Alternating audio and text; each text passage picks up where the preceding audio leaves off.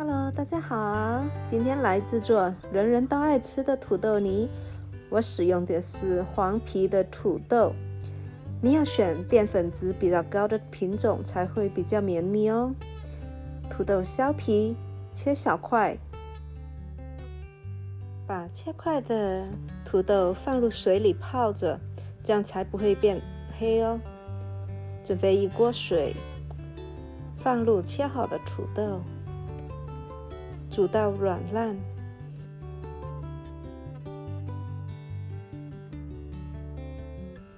再来切开2汤匙的黄油，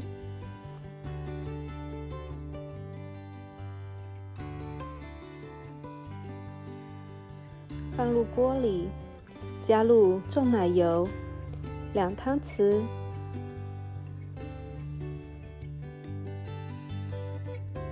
牛奶1茶匙，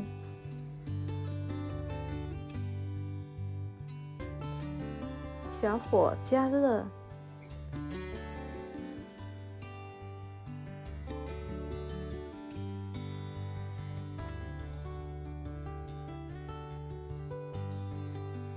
土豆熟了，捞出来沥干水分，放一个大碗里。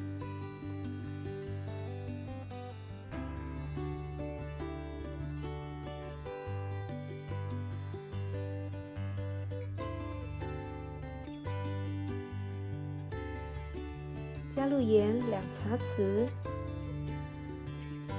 分次加入加热的牛奶和黄油，用电动搅拌器搅匀。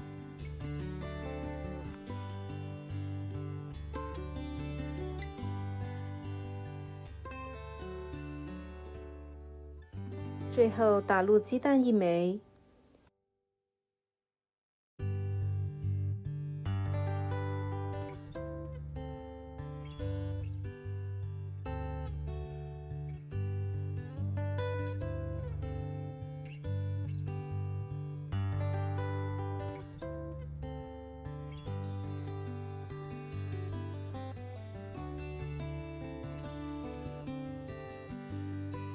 趁着土豆泥还有一些余温，在土豆泥上面放上几块黄油，这样黄油化开以后，新鲜的土豆泥就做好了。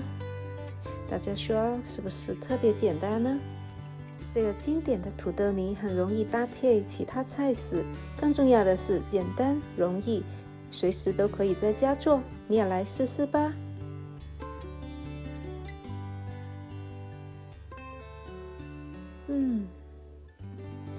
非常的好吃，绵密。